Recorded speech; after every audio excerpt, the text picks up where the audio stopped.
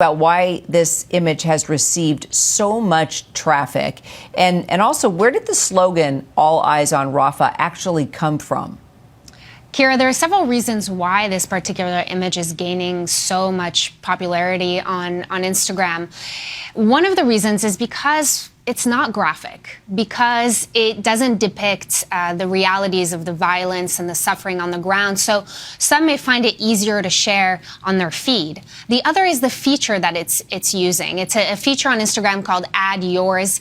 It's on Instagram stories, and it's just a click of a button for people to easily repost this image. So now it's got over 40 million, I think close to 44 million users sharing it on their own stories, contributing to how viral it's going. And then the third reason is because it's probably, as you mentioned, bypassing a lot of the filters that Meta has in place on their platform that holds back violent or graphic imagery because it's against their policy.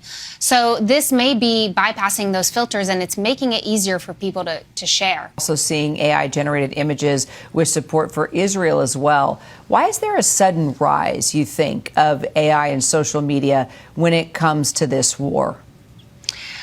Well, what's interesting, Kira, is it's not a sudden rise in the use of generative AI. It's since the beginning, since October 7th, users and people online have been using AI to depict and to raise awareness for their political viewpoint. The difference here is really the amount of shares and how viral the All Eyes on Rafah graphic is getting. The Israeli response, the pro-Israeli accounts have created their own as a response to the All Eyes on Rafah, but they just haven't gotten the same amount of traction. I think what's really interesting in this case is that when we look at these images, anyone can see clearly that they're not real images. So AI here isn't being used to deceive. It isn't necessarily being used to misinform. It's being used to raise awareness for a particular viewpoint and for what's been unfolding on the ground.